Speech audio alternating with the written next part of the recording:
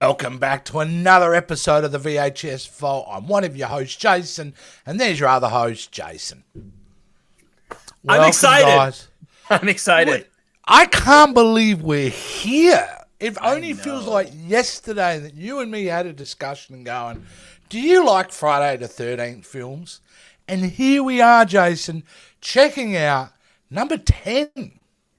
Yes. The last movie. Goodness.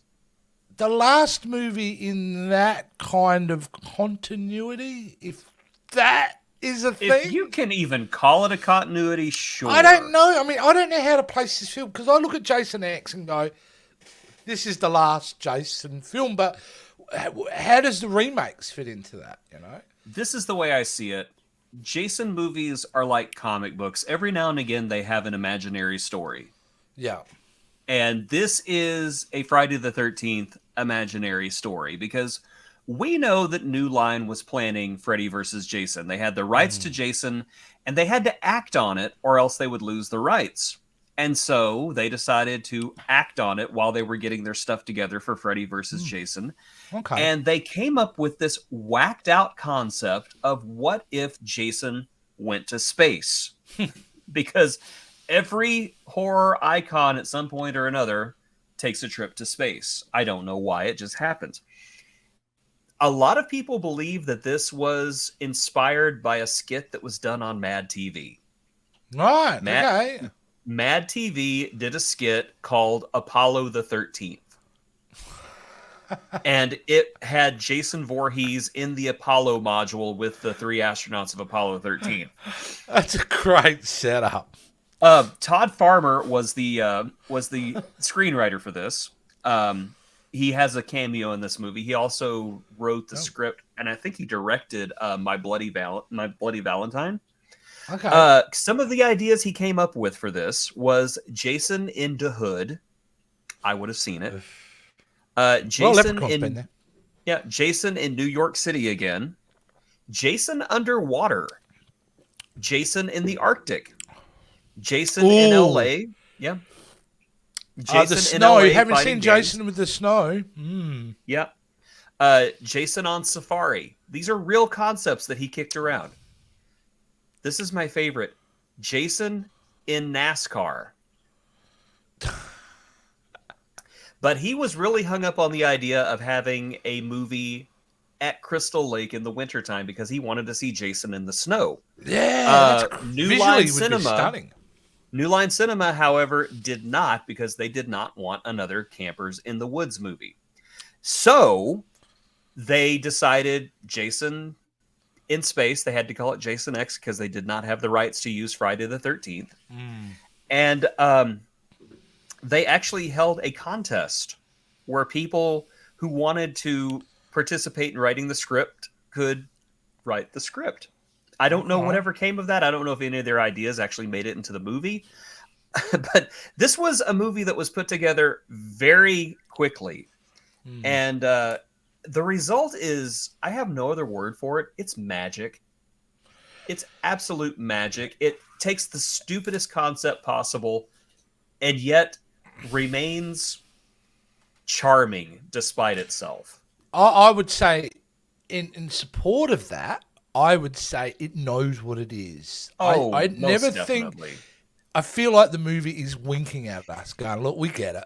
We get it. Like we're basically just we're stealing aliens, half of Aliens plot. We're doing this, we're doing that. We get it. It's Jason in space. Yeah. No, I think I think it's the only way you could go. If they've learned one lesson from the end of Jason Takes Manhattan. That's what they've learned, I think, from number 8 is because the end of that film, the last third, is when that movie really works, and that's when I feel the movie really gets what it is. Yes. So I think it works because they're coming off Jason Goes to Hell, right? Yes, which was mixed. Not loved. It was mixed, yeah.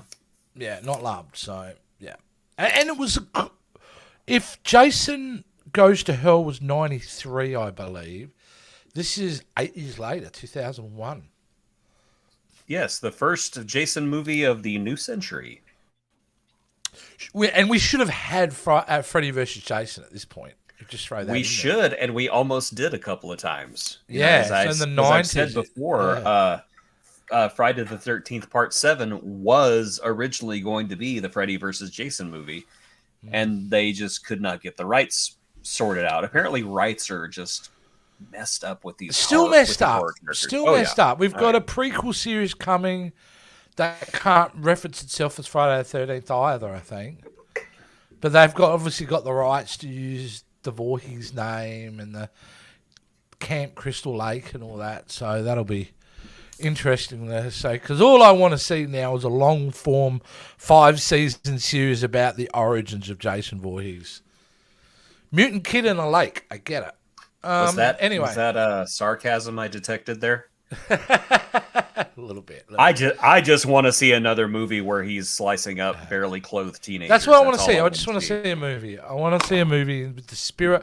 I love that when they take it in different directions, all right? Because at this point we get it. But if we got another one, we got to go back to the campers for sure.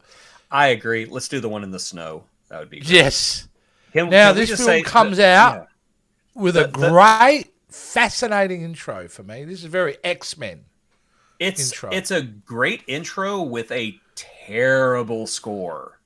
Oh yeah, the music's horrible. Absolutely this whole film. Horrendous synth score that was probably done in a garage for $5.50. They hired somebody on Fiverr for this. I'm sure the composer went on to much better things, but buddy, this one was not great at all. But the visuals are interesting because it is. In the first few seconds, you feel like this is taking part after Jason Goes to Hell. Like, it is connected to Jason Goes to Hell. Because the first couple of seconds of this James Bond-esque Binder-style opening, where it's all just CGI, it's flames. It looks like the pits of hell. Yes. And then quickly morphs into what we find out to be blood. And the opening is from the point of view of being inside Jason's body as he's being tortured, being experimented on. Yes. I kind of would have liked it if whenever they showed Jason, he was wearing a shirt that said, "I went to hell," and all I got was this lousy t-shirt. And just never mentioned it. Their idea is to not even kind of reference how Jason got out of hell. We're not even going to go there, all right? It's an imaginary story. That's all it is. At the first out laugh moment of this film for me is the moment they cut to Crystal Lake Research Center. Yes. You got me right there. All right. I'm into Resident Evil territory here now. And I love it. And I love it. But I don't love Jason. I've got to point this out. And I'm going to keep bringing it up. All right. He is amazing.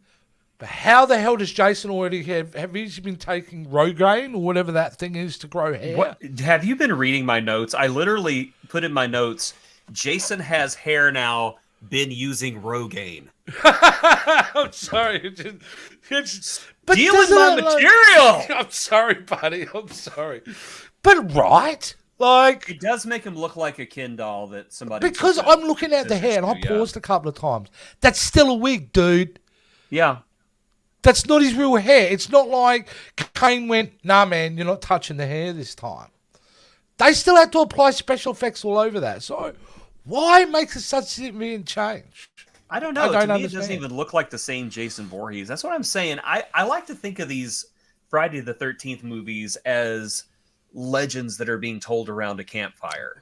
Like it's a multiverse. Yeah. This is somebody's interpretation of something that happened 30 years ago. And I like that.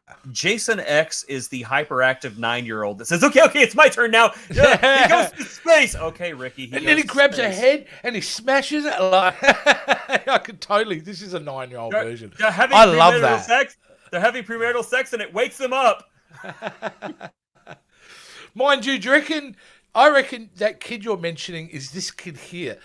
Is he 12 guarding Jason or what? Right off the bat, just an awful actor who does not fit the part. And I feel bad because I don't know who this kid is. He might have been 12. It's the producer's nephew, clearly. I know. It's just, Okay, this is his line direct. This was his line right here. It was, "Look at this, you ugly bastard." Yeah, no. It was just what? Okay, one, it's not that great of a line to begin with. Two, you couldn't have done something a little differently with that. You couldn't have just like he was reading a cue card. Look at this, you ugly so bastard. Mismatched. And it was horrible. What wasn't horrible though was the next scene when we get to see my man. Oh yeah, Cronenberg. David Cronenberg. I love the fact that he's in this movie for absolutely no. Well, there was a reason why he was in this movie. It's because the director was his protege. All right. And so he came and did a cameo for his protege. But my favorite part of this though is whenever he came in to do his part, he was handed the script and he went, "No," and he started changing the script because he said the script had problems. No doubt, no doubt. I just love the fact that David Cronenberg did ghostwriting on this. Also, I'm going to say it right now. Jason X is a prequel to Star Trek Discovery. Paramount has rights to both. Why not? Let's do Star Trek meets Jason. I would love that. I would absolutely love it. Even if it's a Lower Decks crossover, they seem to cross that could be the last episode of Discovery. Just Michael could be the final girl. She's up in the captain's chair, kind of bloody. Got a tourniquet around her. Wearing Jason's mum's jumper. The entire crew is dead. Mr. Voorhees, you're a good boy, Jason. Now set a course for Starbase 4. Well, I do have to come back to Cronenberg because he does serve a bit of an important point in this story because he mentioned something that I don't believe had been mentioned in this series so far as an explanation of why Jason keeps coming back. Yes. Because he has regenerative powers. He's Wolverine, yeah. He's Wolverine. And you know what? I hear that and I'm going, that works for me. And, it would make sense that, to me, it brings forth a brand new possibility that maybe people are wanting to capture Jason to figure out what makes him tick, and now he's valuable, and maybe that's why they've kept him around for so long. And wow, why wouldn't you have taken that kernel and tried to spun him? I mean, I'm sure somebody wrote a sequel around taking that kernel idea going, well, it doesn't matter what happens to him.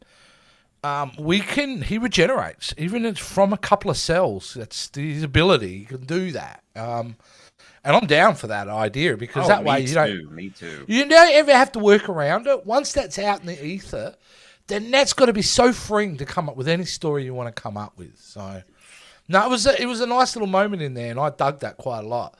I don't mind the Kmart version of Olivia Munn as the star. She's not too bad. Yeah, Lexa. She's Kmart Olivia Munn. Yeah, Lexa. I think her last name is pronounced Doig. Lexa Doig. She was on a TV show called Andromeda about the time that this movie was released, and it's interesting because a co-star of Jason X, Lisa Ryder, who plays KM, was also on Andromeda. Lexa played a holographic artificial life form, and Lisa Ryder played a crew member. So they get switched in the TV show, where the robot became a person and the person became a robot. That would have been fun. But the funny part is that a lot of people think that Jason X was capitalizing on Andromeda, which honestly, how much could you capitalize on a show that stars Kevin Sorbo? Yeah. The truth is Jason X was shot years before Andromeda was even conceived. It was just this movie was kind of held in limbo for a very long time before they released it. I think it had been shot for almost 2 years before they released it. Yeah, I know that too. It just sat because of change of leadership or something at the studio. Mm-hmm. Interesting, isn't it? Yes. She isn't the strongest actress, right? And she's basically playing Ripley in this movie. Yeah, and I gotta take up for her because I really think that your strength as a performer is based on the script. And let's be honest. I was going to give it honest. Yes, this is not the strongest script in the world. No. I was going to compliment her on her physicality, though. Yes. Because I think she carries herself quite well. Like, even when she picks up that giant F-off cannon at some point, it automatically knows how to use a weapon from the future. I'm not going to question that. Hey, you know what? If you have to work around Jason Voorhees, you're going to learn how to use weapons. That's true. But she does handle herself where physically, she's quite good. But yeah, some of those lines were just horrifically said, but you can't make shit sound like sugar.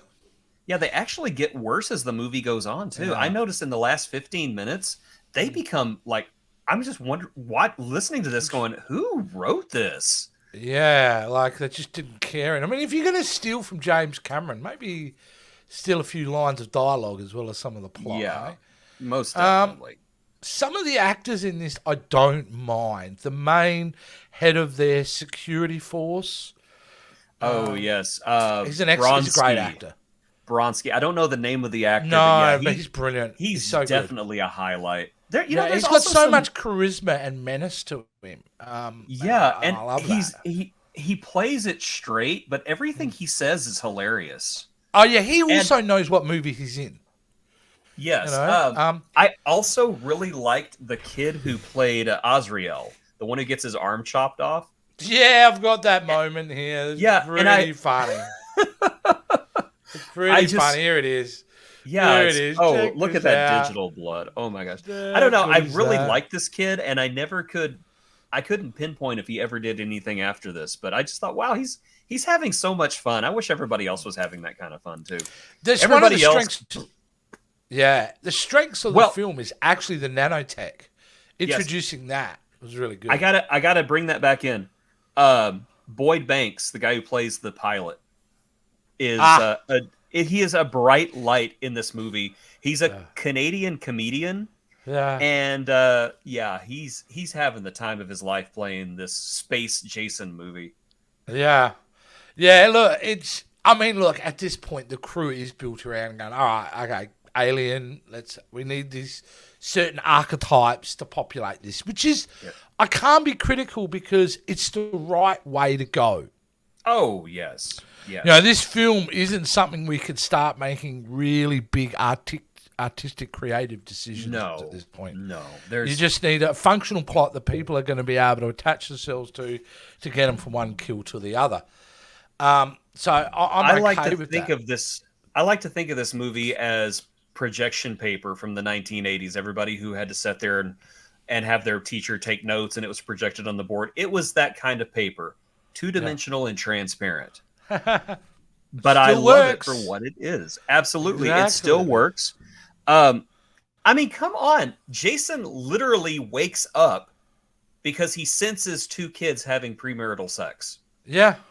That's hilarious. That came from somebody who watches in a really tense scene, because, okay, let's get to it, because we're talking about this scene here, right? And there's Jason, who seems to have less hair all of a sudden in that shot, but it's still a bit of hair. Well, he's been frozen for 500 years.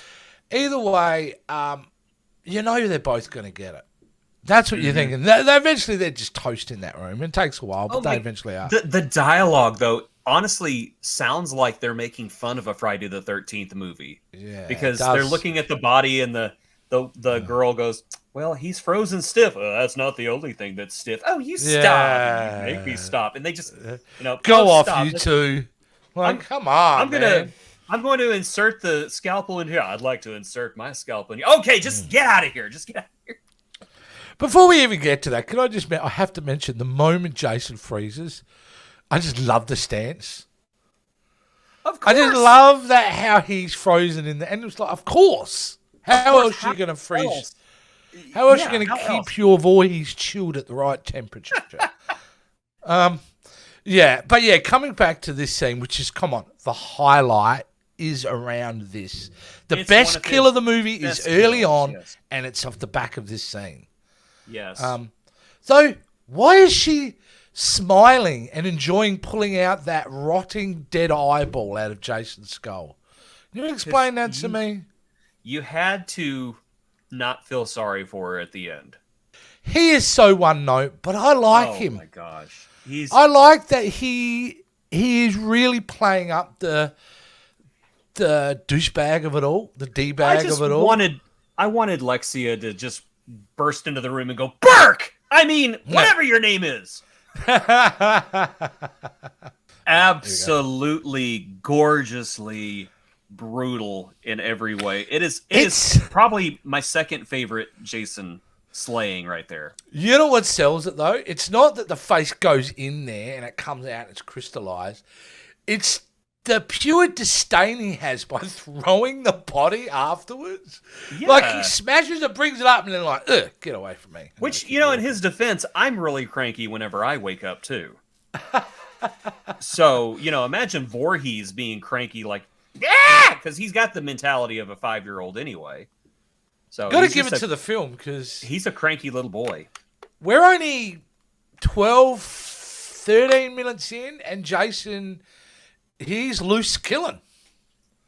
This movie has the highest body count of all of the Jason movies, and I will give you the official total here in just a moment because it's more than what you think. Wow. Well, there's some great kills. Your buddy, the one who had his arm cut off. Yes, Azrael. He gets the Bane maneuver. I know. Hey, you know, I appreciate. Oh gosh, I've gone blank. What Kane Hodder? I appreciate Kane Hodder's physicality there to take a full-grown, skinny kid, but still a full-grown kid, twirl him around like a feather boa, and just because that was no not trickery there. That's in one take too, Jason. Because when he does break him in half. Again, the way he throws the body on the floor. Yeah, it's just I'm like, Jason Voorhees, once he's killed something, he's wants zero to do with it afterwards. Just get out of it. Unless he has to place it somewhere else for effect later. Yeah, the man playing, I don't know, I guess it's Doom on the holodeck with Azrael, by the way. That is Tom Farmer. He is the man who wrote this movie. So he put himself in the movie just to get killed by Jason Voorhees. I want to stop here just a minute because not a lot of people know that this movie is actually historically significant. Because as we all know, George Lucas was in the process of getting ready to shoot Attack of the Clones at this point. And he was going on and on about how this was going to be the first movie that was going to be assembled digitally. However, Jason X was the first movie shot digitally. They undercut George Lucas, and so everything you see here was assembled in the computer world. Now, I will say to a detriment of the movie, because a lot of these special effects are not special. But PlayStation 1. Yeah, PlayStation 1 variety, which on the holodeck it worked for me. And I really like the bit on the holodeck whenever he first shows up, and I'm calling it the holodeck. I don't know what it is. When he cuts Azrael in half and then cuts Todd Farmer's head off, and they're not dead. And you can see Voorhees is just confused, like what is going on here? Because he hacks the monster from Scooby-Doo in half in the beginning. Yeah, I want to see in a future Jason movie. I want to see that. I want to see Jason out of his element, confused and having to adapt. Because I really think that is some of the best parts of Jason X is whenever he comes across things that honestly surprises him. Because you don't usually see Jason on the defense like this. And later in the movie, of course, we get a whole sequence where he's on the defense. And I love that. I love that part. No, absolutely. It is a different side that we don't normally see. So yes. Going through some of these other kills, the visit here, I like this scene too because this is where we get the SWAT team coming in, I think. I love the idea. This is where it's full aliens. I know. I love the idea of people going out and hunting Jason. That was the best part of Jason Goes to Hell, and then they do it in this movie. And I think they actually do it better in this movie, which I didn't think anybody could outdo that first movie. But this one was great, and I loved it. And it had some really funny kills in it. And I know that sounds really weird, but I'm sorry. With all the criticisms we have about the script, about some of the effects, and maybe how Jason looks, some of these action scenes were staged really well. Like paced really well. And the one-liners were great. You know, how's Smith? He's screwed, sir. Yeah. when Jason drops him on that giant screw and that body Yes, I have like that here somewhere too. And something about the way Jason is just watching it. I don't know. It is a good kill. It is a good kill. Some of those one-lines, though, the only one I really groaned at was, "You think that's going to kill me?" And then the other one, "Oh, that'll do it." I loved that line. I loved it because it did work for me. He was in on the joke. I loved it. He's like, I'm in a terrible movie. I'm going to say this. I loved it. I absolutely loved it. But you know what? That didn't do it. He didn't die. No, that didn't do it. He didn't die. No, he didn't. No, there's some really wonderful stuff. I really love the pilot who you had a fan of. Well, he doesn't make it, as we know. No, he doesn't make it. The engineer, though, is also a really good character, and I don't know the actor's name, but he walks in, and there's like guts and limbs. That's exactly what I was about to show. Like, no, look at that. And he's really unnecessary. He says my favorite line. He goes, "That's twisted."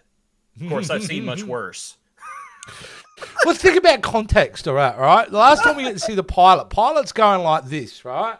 And then sees Jason behind him, and Jason's doing the classic, "I'm going to hack it, yeah." After that, when they cut away from him, what's really going in there? Jason's gone in and decided to rip this guy into pieces and throw his guts. Again, Jason, all about the feng shui of horror. He's got to make the scene look horrific. Yeah. I love it. Oh, can we talk about? Oh, what is this? What is this part? That's electrified head. That's Bandana Man. He gets it, which is good because I like it because it's a sustained kill. It takes ages for him to go. Yes. There's actually a kill during the hunting sequence where Jason grabs a Marine and breaks his neck slowly. That was a Kane Hodder improv because the script said takes his head and but he said no. Jason wouldn't do that. He would enjoy it. He would kind of. And if you notice, the sound on it is a real slower crack. It isn't that. It's a. And it was really cool. Beautiful. What did you think of the android? Okay. Even though she's involved in one of my favorite action sequences in the entire movie, her line delivery is abhorrent. Absolutely abhorrent. Yeah, the Wish version of Bryce Dallas Howard, mind you. Yeah. Just whispering everything and trying to do all these one-liners and just, I don't know, just something about the way she was saying everything was just out of character for what she had been the entire movie. And I know that they gave her an upgrade and it's like, well, that's nice. But did you put a humor circuit in there? Because you didn't connect it properly. And the thing is, you set her up as this sweet, emotional android with no reference that she has this ability. They give her an upgrade, and now she's this badass. But it's indicative of 2001. I mean, this is post Matrix. All right, you can absolutely tell at this point they're deriving that kind of influence from it. You know, I'm thinking films like Ultraviolet as well, or some of those, Resident Evil and things like that at that point. You know, can I just say before you go on, you know how you said, this is like a 9-year-old's retelling of Jason? The scene with the android with the fake nipples absolutely supports that theory 1,000%. Absolutely. Really puerile, kind of a dumb joke. But now, I do have to say, in Lisa Ryder's defense, I don't think anybody could have made her lines sound good. They were bad lines. I think it would have worked out better if they would have given her the defense upgrades but kept her personality. Like, oh, I'm sorry. Yes. I don't want to do this to you, but look, she's enjoying it at this point. Yeah, and I think that really just detracts from the character that she had been. Let's talk about what I think is probably the lowest special effects point in the entire movie. Yes. And that is when the Grendel crashes into the space station. This is where they run out of money, Jace. They ran out of money. I remember this was one of the last I want to say one of the last movies that I saw Roger Ebert ever comment on. And he referred to the scene as probably the worst special effects he had ever seen in his entire life. And he said, that's out of every movie I've ever seen. This has got to be the worst. It is, and it's the moment. It's just so jarring because we've actually got even though they're CGI, they still look better than that model.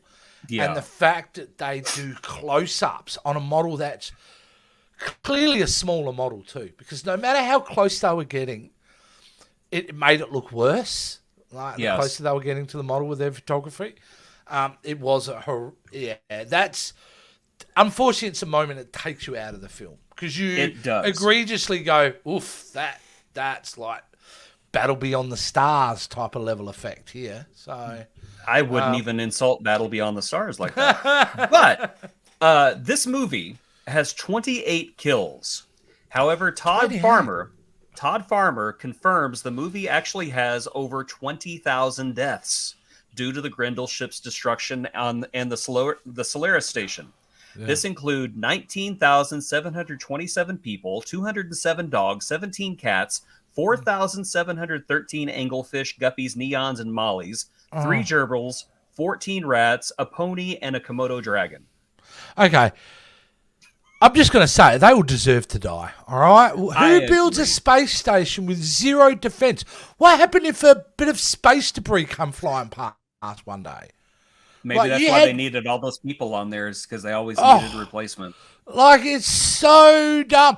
And it's kind of, it's the model's fault too, because we're seeing the ship crash into the roof of the Solaris. Yeah, it's breaking off. Like, you can just tell everything about it's flimsy. So, yeah, you don't really care. I don't care about those people. This is one of those A-Tor moments where somebody said, oh, hey, everybody, look at the little space station that my son made. That looks great. Let's put it in the movie. Yeah. That works for a film like A-Tor. It shouldn't work for a film that had a half-decent budget, though. No. No, hang on. Wasn't this was still very cheap. I do think it wasn't a lot of money. Was actually one of the highest budgets that a Friday the 13th movie ever had. Oh, wow. It was 3 times the budget of Jason Goes to Hell. Wow. Well, it all went on the suit then. It must have. Before we get there, before we get there, 2 things I want to talk about. Mm-hmm. Number 1, as I said, I love seeing Jason as the underdog. Whenever he's getting his butt kicked by the android, and you actually see he's kind of concerned and maybe even a little scared. I love that. Because you want to talk about doing something different. That is something different. Seeing his leg arm get shot off is I kind of like. Yeah. And then I have to say, out of all the dumb things that characters do in this movie, is leaving his body on the magical resurrection table that magical resurrection goo comes out of to magically resurrect people. Very convenient. However, I would say beside the obvious stupidity of leaving a pile of flesh on there, there wasn't much of him left. No. There really wasn't. So you could be forgiven to go, look, half his friggin' skull is missing. Yeah, he has no legs. Half his he's dead. Did they know he has regenerative powers? I say they would have. Lexia Doug knew that he had regenerative powers. She should have known better. Exactly. Can we kind of kick him away from the table? Can somebody get a broom? Yeah. We're gonna just broom him to the other side of the room. But I like the nanos. The nanos work for too. Me. They were fine. It's actually scientifically based. It's something that we will probably have in the next 100 years or so. Okay, then, Jason, we showed it. Would you, if that's the case, would you want an outfit like this? Oh my goodness! It could have worse. We are the Borg. We are the Borg. You know we are why here to stab you over and over and over again. Okay, the worst part about the suit, and also the best part for me. All right, it's all in the head. Not a fan of the mask, but damn, I love those contacts. I do too, and the red eyes I love. The mask I don't. To me, he looks like a Power Rangers villain. I think you could have. Why you took away from the shape, of the traditional hockey mask. I think you could have gone chrome. but it should have been the mask, even with the axe cut in it, but chromed and shiny. I would have worked for me, you know. Yeah. But this is a movie indicative of its early 2000s time, isn't it? This is See, pitch black kind of time. This is fucking, you know, all this Neo stuff. It so looks like an early 2000s movie. I don't mind the mask. It's the rest of the suit that I have a problem with, because to me, it looks like that they were putting the suit together and then ran out of money that way, because he's just wearing a black leotard with stuff glued to it. Yeah, like the left side of him. The right's my left, the other left is very kind of that's where all the money went, and the other half looked like he's doing mime work in a theater somewhere, little 10-person theater. I have to tell the story. I have to tell the story of where Uber Jason came from, because it's an interesting story, and it's one that surprised even me. So, there had been scripts for Freddy vs. Jason before Jason X was made. Mm-hmm. One of them was written, if you're a fan of science fiction, you'll know these names. Brandon Braga and Ronald D. Moore wrote a script in 1994, hot off of Star Trek The Next Generation. In the script, I'm going to tell you right now, I think this is a bad idea. In this script, Jason and his movies are only movies, but are based on a real-life Jason, who isn't a zombie and not deformed. This Jason is on trial for murders, as the main heroine is his defense lawyer, inspired by the O.J. Simpson trials. Yes, seriously. Whoa, this has got 90s all over it. Oh, Freddy Krueger tries to enter out of Jason's chest into the reality, and near the climax, once Freddy enters our world, he kills people in a shopping mall, which is then set on fire, and during which the theater plays a new Jason movie titled Jason 2010, which features a cardboard standee of cybernetic Jason in a metal hockey mask that comes to life through Freddy's powers, and the actual Jason briefly fights. Right. So they took that idea of the cybernetic Jason out of this awful sounding Freddy versus Jason script and put him into Jason X. That's where I feel like both Braga and Moore came out of seeing Last Action Hero and went, that was pretty good.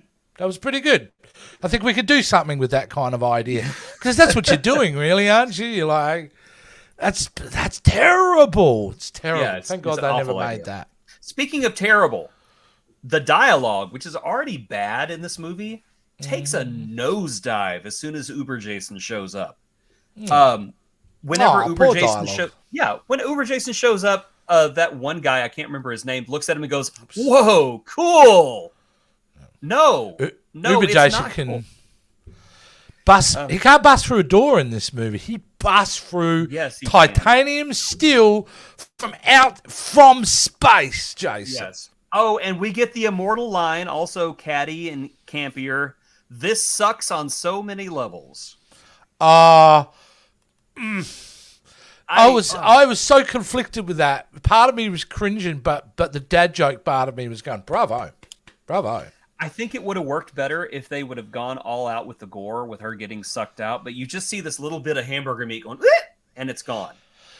And continuity issue, because initially the hole is open, and yet when they cut to the bit that she has got the sucked fruit, there's grill over that hole. I also thought, because that was not a continuity error. I don't know if you saw a different cut of the movie, but she's holding onto the grill on the floor, and it comes loose, and it lands on the hole. Oh, is that a bit that? Oh, no, that's fine. That's fine. Because they only show it for half a second. I'm like, hang on, there was a hole. No, the grill sucked up to it. Yep. Gotcha. I did think it was weird how Janessa was the only one who was being affected by the vacuum of space, though. Everybody else was standing there trying to reach her, and she's just like, ah! They're just outside the zone a little bit. Janessa, stand up! I can't. It's too hard. I'm tired. The fishing wires stuck to my legs. Come on, I've been waiting all moment to talk about the best bit of this movie. This is the best bit. In the midst of the slowest explosion ever, because keep in mind, the ship is exploding right now. Yes, it's slowly in twine. Yes. Yeah. We get we get a holodeck sequence where I bet you this isn't Program of Quark's Bar. They send him back to 1980. They send him to basically Jason versus NPCs in The Sims, and I love yes, a couple of NPCs for sure. Yes, I was going to show the two young ladies, but you get it. They're a couple of young. They get naked very quickly. They do, and they are going full on into the satire at this point. You know, would you like to drink some beer or smoke some pot or have some premarital sex? We love premarital sex. It's so great, that line. And of course they replay my favorite kill of all time, where he takes the sleeping bag with somebody sleeping in it, and wonderful, because it's almost like Avengers Hulk picking up Loki kill level. He's just at it. It's wonderful. What makes it even better is that you can hear one of the girls in the sleeping bag going, "Ow! Yeah. Ow! Ow!" Yeah, in a way, you kind of then, because the NPCs are not really getting hurt, you know? Yeah. And it also leads to, it was a catty, stupid line, but I really liked it. Whenever, he's done with the campers. Wow, he's good.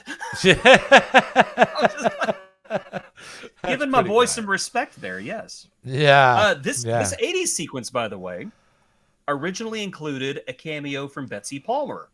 She was going to reprise her role as Pamela Voorhees, and she was going to confront Jason to try to slow him down, and Jason was going to attack her. And this was going to show that Jason had grown beyond simple vengeance, and he was just killing at this point because he wanted to. Yeah. Wow. Wonder what happened there. Well, because she was still around, wasn't she? She refused. They told her, "We wrote a special part for you." No. But I'm good. It's the Jason in Space movie. No.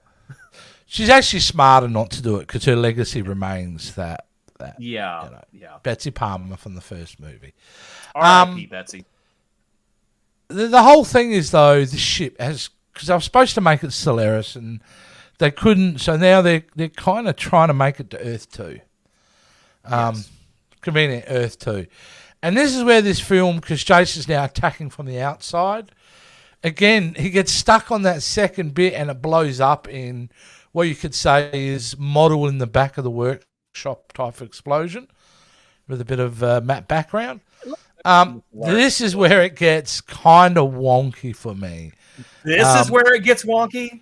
This? Really gets... True. What can I say? But this bit, grabs him and takes him. And basically he floats to Earth too. Which, that tiny bit is wonky, but I did giggle when I saw the two teens looking up at a star falling. Let's make a wish. And then the lake. Let's go check it out. And what did you? And the setup, isn't it? Because this moment is setting up that Jason is now at the bottom of Camp Crystal Lake on Earth 2. Do you? Would you like to know something very disturbing about Uber Jason that's going to completely shatter your ideal of him? Oh yeah, go on. Uber Jason does not kill anyone in this movie. He does not. Doesn't he? No, he does not. Uber Jason does not physically kill anyone in this movie. Think about it. You're right. He does not. Uber Jason's crap at his job. Yeah, because I can't remember because his name. Those NPCs, they're not real people. No, the NPCs are not real people. He does not kill Bronsky. He did not kill. I can't remember the kid's name. The one who. Because he offs himself by blowing up Jason. But yeah, the closest... He doesn't actually kill anyone. The closest that Jason comes is knocking KM's head off, but she's not dead. Isn't that interesting that you set up Uber Jason, so therefore within its name itself, the the greatest version of Jason could be. And you don't exploit what he could do violence-wise, seems a very bad choice. I would have made him Uber Jason a lot sooner and had the Marines go after that version of Jason and just had him just wreck them. Absolutely wreck them. film is like, could have really done with a rewrite or two. Because I think there's some fun ideas here. It's just not.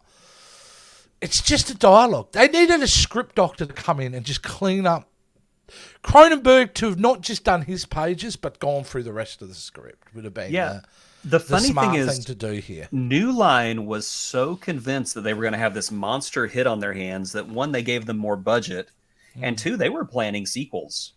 They were going to have their own Jason, and they were going crazy. It's kind of like how Marvel has Peter Parker, Spider-Man, and Sony has Miles Morales. I guess that was their. What a great! Jace, I'm just thinking. You imagine you could have gone to Earth 2 because it kind of looks like it, and on Earth 2 you could have it set it back in the late 50s. Yeah, different time. I mean, you could have done anything with this concept. It's actually what a great mechanism to kind of reboot the franchise again. Yeah, you know, that's a shame they couldn't make it work. It is a shame, but it does have a happy ending, however. This film was a critical and a financial failure in its initial release in theaters. However, whenever it was released on DVD, it made triple the cost of production. And statistically, it is one of the most successful Friday the 13th movies. Until the next one. When it comes down to what a studio thinks about a film, it's all down to the dollars. If it made money. Absolutely. Which would have been very important, because if it was a financial disaster as well, we may not even get to see the film that we'll be checking out in a few weeks, and that is Freddy vs. Jason. Well, we can't go to Freddy vs. Jason just yet, because we have to get to know. We have to get to know someone else before that happens. We have to really become intimate with this fellow. Well, it's whoever this versus is. Who is it?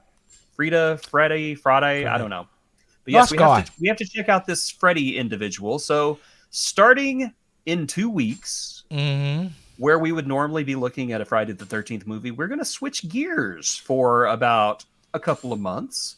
And we are going to be checking out the Nightmare on Elm Street movies. Correct, Jason. All leading up to the Mano y Mano Smackdown Drag-Out event of the century, where Mr. Voorhees and Mr. Krueger sort out their differences once and for all. Yes, and Freddy vs. Jason, you're right. We are going back to Nightmare on Elm Street, Wes Craven's 1984 seminal horror film, and we'll be looking at each of the sequels every 2 weeks.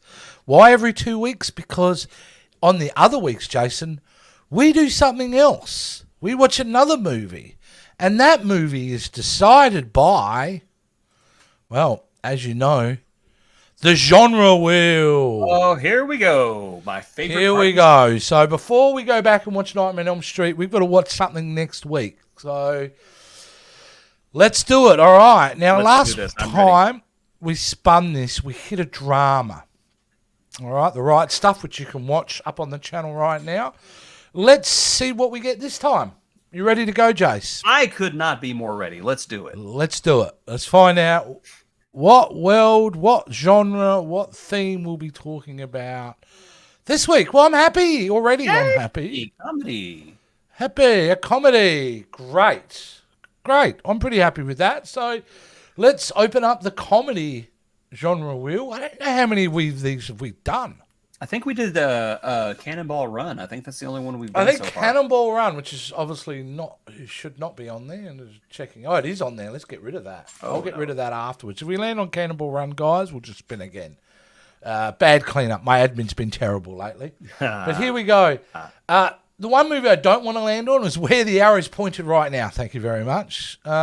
That is just a little problematic, yes. I loved that film, though, when I was a kid. That's why I'm terrified to go back to revisit it, to realise how much of a racist little kid I was. But anyway, dude, let's do it. Let's spin the comedy wheel. Let's see what we land on for next week. But I do need to clean that wheel up a bit. So here we go. Oh! Well. This is one of my favorite movies of all time. I've seen this a million times. I can do a show about it right now. Clue is Is it not the first choose your own adventure film? Yes, it's famous In a for way? it being released with 3 different endings distributed randomly across the country. That's right. And you, every time you had a chance of seeing an alternate version. Yes. So, no, this film is absolutely, I know this is the type of film everybody you either love or you don't love. I err on the side more of loving it, but it does remind me of the other film. But either way, yeah. What can you say? Look at the cast in this film. Mm. Yeah, this Wonderful. is a who's who of 80s comedy royalty. It is. All it headed is. up by the man himself, which Madeline Kahn. Madeline Kahn. She's in it. I love her. Yes. And Tim Curry, you were saying, weren't you? Tim Curry. Tim Curry is the GOAT, as the kids say. Yes. Yeah, absolutely. Wonderful. Well, there you go, guys. That's what we got coming up in the next couple of weeks. We start off next week with Clue. Go back to that 1985 mystery comedy. And then the next week we go back a year to 1984 and check out a little film starring Johnny Depp. Yes. Nightmare on Elm Street. So here we go. That's it, guys. So look forward to the next week when we see you. Don't forget to follow us all on our socials and comment on our videos. And we'll see you guys on the next VHS Vault. Check out SpectrumSanctorum.net for all of our podcast merch. We have an entire merch store ready to give you all the things that you loved about our podcast. And get notified on all of our socials: Facebook, Instagram, Twitter, YouTube, and our Spectrum Sanctorum merch store. Follow us today and be sure to hit that bell when you're watching our YouTube videos so you can be notified of when a new episode releases.